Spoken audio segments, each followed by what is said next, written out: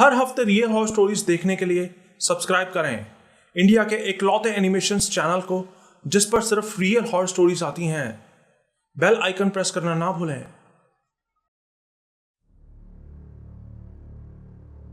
मेरा नाम प्रेम शिव है। मैं उड़ीसा का रहने वाला हूं।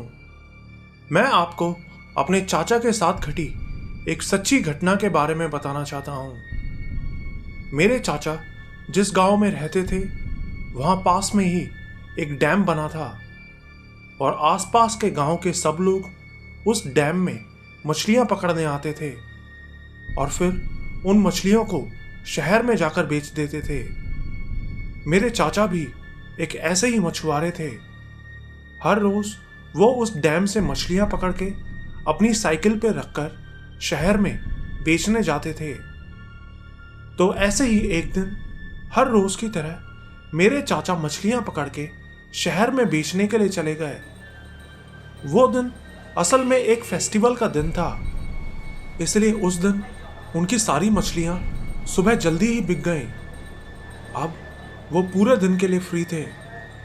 उन्हीं दिनों शहर के एक थिएटर में एक नई मूवी लगी हुई थी, तो चाचा ने सोचा कि क्यों ना आज चल के मूवी देख ली जाए।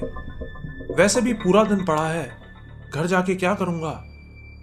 और ये सोच के वो मूवी देखने के लिए चले गए। मूवी खत्म होते होते रात के 9 बज गए थे। चाचा ने अपनी साइकिल उठाई और अपने गांव की तरफ जाने लगे। रास्ता बिल्कुल सुनसान था। गांव में सब लोग अंधेरा होते ही खा पी के सो जाते थे। रास्ते पे दूर दूर तक कहीं कोई नजर नहीं आ रहा था। वो गर्मियों के दिन थे और कई किलोमीटर साइकिल चलाने के बाद वो पसीना पसीना हो गए। तो चाचा ने सोचा कि क्यों ना थोड़ी देर के लिए इस डैम के ठंडे पानी में नहा लिया जाए। गर्मी भी दूर हो जाएगी और फिर आराम से घर जाके सो जाऊंगा।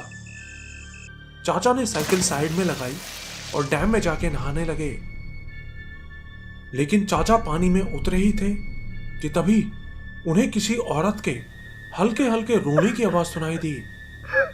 चारों तरफ अंधेरा था, इसलिए चाचा को कुछ नजर तो नहीं आ रहा था, लेकिन फिर चाचा को एक औरत वहां आती दिखाई दी।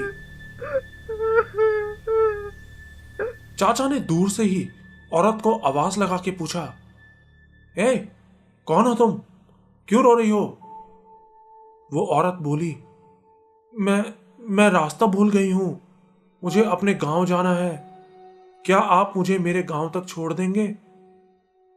उसकी बात सुन के चाचा को बहुत हैरानी हुई, क्योंकि वो जिस गांव का नाम बता रही थी उसका रास्ता तो बिल्कुल सीधा था। रास्ता भूलने का मतलब ही नहीं था। लेकिन चाचा ने सोचा कि शायद ये औरत अकेले सुनसान रास्ते पे जाने से डर रही है, तो उन्होंने उस औरत को बोल दिया, डरो मत, मुझे भी इसी रास्ते से जाना है, मैं तुमको छोड़ दूंगा।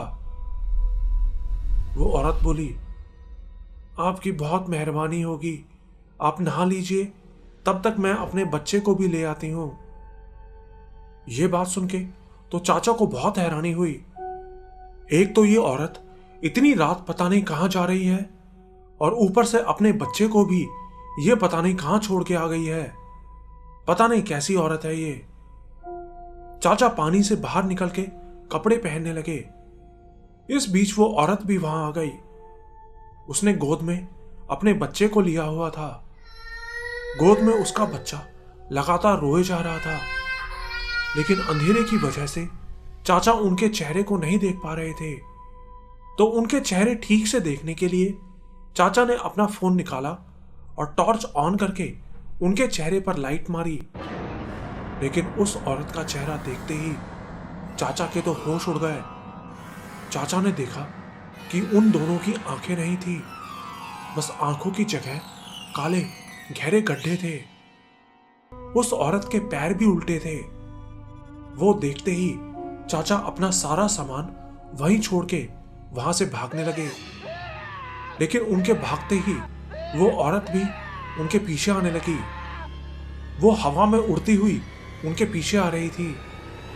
वो चीखती हुई उनसे बोली, रुक जाओ, रुक जाओ, भागो मत, मैं तुम्हें कुछ नहीं कहूंगी। मेरे बच्चे को भूख लगी है, भागो मत। लेकिन चाचा नहीं रुके और किसी तरह अपनी जान बचा के सीधा अपने गांव पहुंचे। गांव पहुंच के चाचा ने सबको पूरी बात बताई। फिर थोड़ी देर बाद जब चाचा नॉर्मल हुए तो वो अपने कुछ दोस्तों को साथ लेके फिर से उस डैम में पहुंचे। तब तक वो औरत वहां से जा चुकी थी, लेकिन चाचा का सारा सामान, उनके कपड़े, पैसे और उनकी साइकिल भी वहीं पड़े हुए थे। चाचा ने जल्दी से अपना सारा सामान उठाया और घर वापस आ गए। अगले दिन चाचा को तेज बुखार आ गया था, लेकिन फिर वो अपने आप ठीक हो गए। उस रात के बाद से चाचा फिर कभी शहर से देर रात अकेले नहीं आते थे।